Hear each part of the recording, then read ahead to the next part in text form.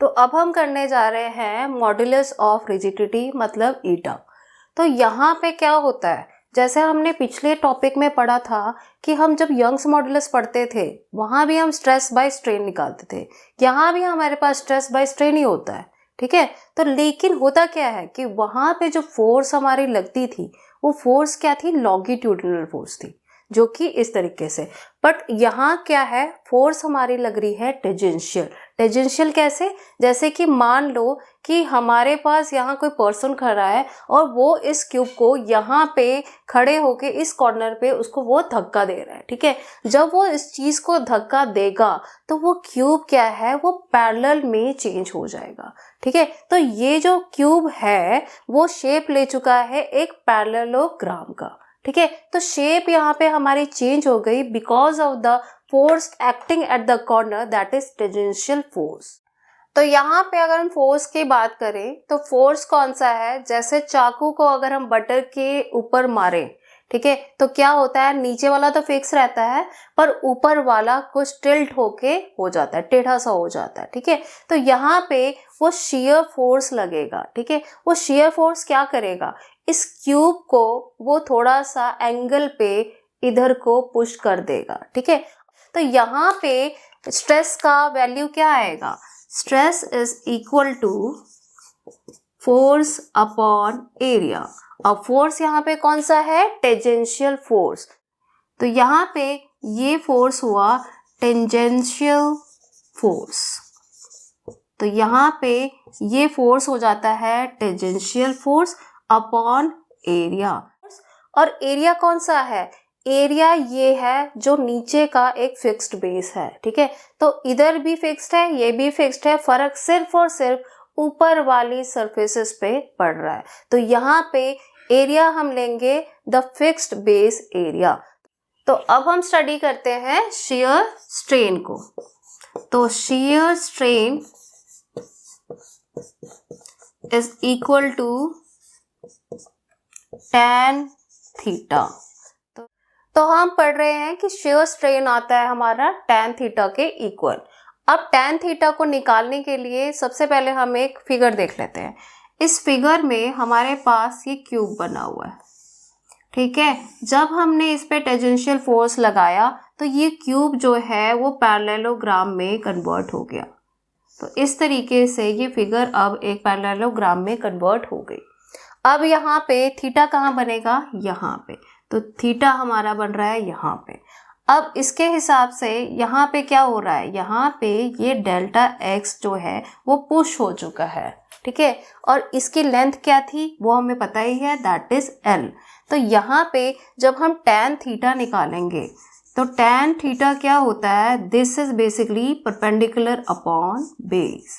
अब परपेंडिकुलर क्या है, परपेंडिकुलर है डेल्टा एक्स, तो यहाँ पे आ जाएगा दिस इज डेल्टा एक्स। और बेस क्या है, लेंथ एल, तो यहाँ पे ये चीज आ गई डेल्टा एक्स बाई एल। तो tan थीटा की वैल्यू क्या आ गई, हमारे पास ये वैल्यू आ गई डेल्टा एक्स बाई एल। तो delta X by L is equal to shear strain. तो यहाँ पे जो tan थीटा है that is equal to delta X by L. अब tan थीटा की बात करूं तो यहाँ पे क्या है, थीटा की वैल्यू स्मॉल होती है, जिस वजह से tan थीटा की वैल्यू बहुत ही स्मॉल आती है। तो इस केस में हम कह सकते हैं कि shear strain is equal to tan theta and approximately equal to theta equal to delta X by L. तो यहाँ पे अगर मुझे थीटा की वैल्यू पता है तो मैं स्ट्रेन की वैल्यू निकाल लूंगी। तो इस तरीके से हम निकाल सकते हैं अपना शियर स्ट्रेन। तो अब फाइनली हम आते हैं शियर मॉडुलस के ऊपर। तो shear modulus is equal to eta. तो ईटा की वैल्यू हमारे पास क्या होती है, ईटा की वैल्यू आती है shear stress by shear strain. तो यहाँ से स्ट्रेस हमने क्या निकाला था, फोर्स अपॉन एरिया, तो ये आ गया F बाई ए। और स्ट्रेन की वैल्यू हमें क्या मिली थी, थीटा, तो यहाँ पे हम लिख देते हैं इसको थीटा। अब इस चीज को यहाँ पे हम क्या लिखेंगे, eta is equal to F by A, और थीटा की वैल्यू क्या थी, डेल्टा एक्स बाई एल, तो यहाँ हम लिख देते हैं डेल्टा एक्स और एल। तो final eta is equal to F into L upon A into delta X. तो ईटा की वैल्यू यहाँ से हमारे पास ये आ गई। तो मॉडुलस ऑफ रिजिडिटी को या शेयर मॉडुलस के टॉपिक को समझने के लिए हम कर लेते हैं एक न्यूमेरिकल। तो इस क्वेश्चन में हमें दिया हुआ है 0.4 मीटर का एक क्यूब और इसके ऊपर फोर्स लग रहा है 128 kgf और इसकी डेल्टा एक्स की वैल्यू 0.1 सेंटीमीटर है। तो सबसे पहले हम क्या करेंगे, सबसे पहले देखते हैं कि what is the formula for share modulus. तो शेयर मॉडुलस होता है shear stress upon shear strain. तो यहाँ पे ये फॉर्मूला हमारा ये होता है। अब स्ट्रेस क्या निकलेगा, ठीक है, तो स्ट्रेस की वैल्यू आएगी हमारे पास, क्या आती है, F by A, force upon area.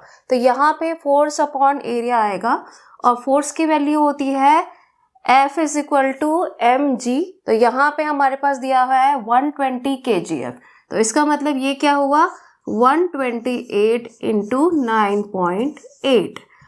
अब हम निकालते हैं एरिया। तो यहाँ पे हमने लेना है एरिया। अब एरिया कौन सा होगा, एरिया एक फिक्स्ड नीचे का क्यूब का ये फेस को हम देखते हैं, और ये क्या है, ये एक स्क्वायर का एरिया है, और स्क्वायर का एरिया क्या होता है, लेंथ इंटू लेंथ। तो यहाँ पे 0.4 इंटू 0.4 मीटर आ जाएगा, तो लिख देते हैं 0.4 इंटू 0.4। आगे जाके हम इसे सॉल्व कर लेते हैं। तो सॉल्व करके हमें ये मिलेगा 7840। अब क्या करेंगे, अब हम इसे सिग्निफिकेंट फिगर में कन्वर्ट कर लेते हैं। तो इसको हम सिग्निफिकेंट फिगर में कन्वर्ट करेंगे और कन्वर्ट करके ये हमें मिल जाएगा 7.84 इंटू 10⁻³ पास्कल्स। तो ये वैल्यू तो आ गई हमें स्ट्रेस की वैल्यू। अब हम चलते हैं स्ट्रेन पे। अब स्ट्रेन क्या होता है, स्ट्रेन हमें पता है that is equal to theta, ठीक है, क्योंकि थीटा इतना स्मॉल मतलब tan थीटा होता है, but tan theta is approximately equal to theta. और थीटा क्या होता है, और थीटा क्या होता है, थीटा होता है डेल्टा एक्स अपॉन एल। तो डेल्टा एक्स क्या है, ये वाली वैल्यू, दैट इज 0.1 सेंटीमीटर, और लेंथ क्या है 0.4 मीटर। तो इसको हम, जैसे ये सेंटीमीटर में है तो वो भी सेंटीमीटर में हमको चाहिए, तो हम क्या करेंगे, उसको 0.4 को मल्टीप्लाई कर देंगे 100 के साथ। अब क्या है, इसको जब हम कैलकुलेट करेंगे तो ये हमें मिल जाएगा 1/400। अब हम इसके शेयर मॉडुलस को निकाल लेते हैं। तो शेयर मॉडुलस की वैल्यू क्या आ जाएगी, तो अब हम निकालने जा रहे हैं शेयर मॉडुलस। तो जैसा कि हमें पता है कि स्ट्रेस की वैल्यू हमारे पास आई थी 7840 पास्कल अपॉन स्ट्रेन की वैल्यू आई थी 1/400। तो जब हम इसको सॉल्व करेंगे तो ये हमें मिल जाएगा 7840 इंटू 400। तो इसको जब कैलकुलेट किया जाए तो इसकी वैल्यू हमें मिल जाएगी 3136,000। अब क्या है, सारे आंसर्स हमारे सिग्निफिकेंट फिगर में दिए जाते हैं, सो ये हमारे पास क्या आ जाएगा 3.316 एंड 10⁻6 पास्कल्स। तो यहाँ पे फाइनल कैलकुलेशन हमारी आई, eta is equal to 3.136 into 10⁻6 pascal. तो इस तरीके से इस न्यूमेरिकल की वैल्यू हमने इजीली निकाल ली। तो अब हम लोग करते हैं इसी का एक नेक्स्ट न्यूमेरिकल। इस नेक्स्ट न्यूमेरिकल में हमें क्या दिया हुआ है कि यहाँ पे हमारे पास 0.3 मीटर का एक क्यूब दिया हुआ है और इस पे फोर्स लग रहा है 0.72 kg फोर्स, और इसका डेल्टा एक्स का वैल्यू क्या है 0.3 सेंटीमीटर। तो सबसे पहले हम लोग क्या निकालेंगे, अगर हमें ईटा निकालना है तो हमें निकालना है स्ट्रेस अपॉन स्ट्रेन। तो सबसे पहला point we will find out stress. तो यहाँ पे स्ट्रेस निकालते हैं। तो स्ट्रेस क्या होता है, again that is force upon area.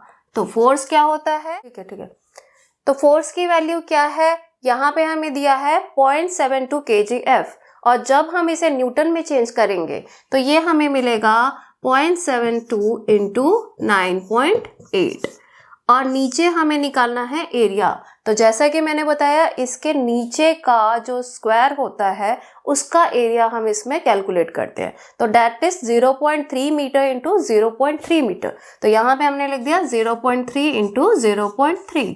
जब हम इसे सॉल्व करेंगे तो ये वैल्यू हमारे पास आ जाएगी 8 इंटू 9.8, जिसकी वैल्यू कैलकुलेट करके आएगी हमारे पास 78.4। तो ये वैल्यू पास्कल्स में हमें मिल गई स्ट्रेस के लिए। तो stress is equal to 78.4 pascal.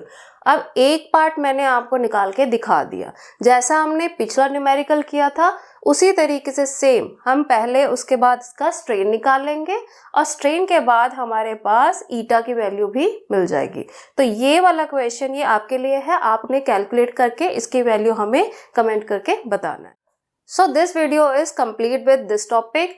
So I hope you like this video and do like, share and subscribe our channel and keep watching Play Chemistry.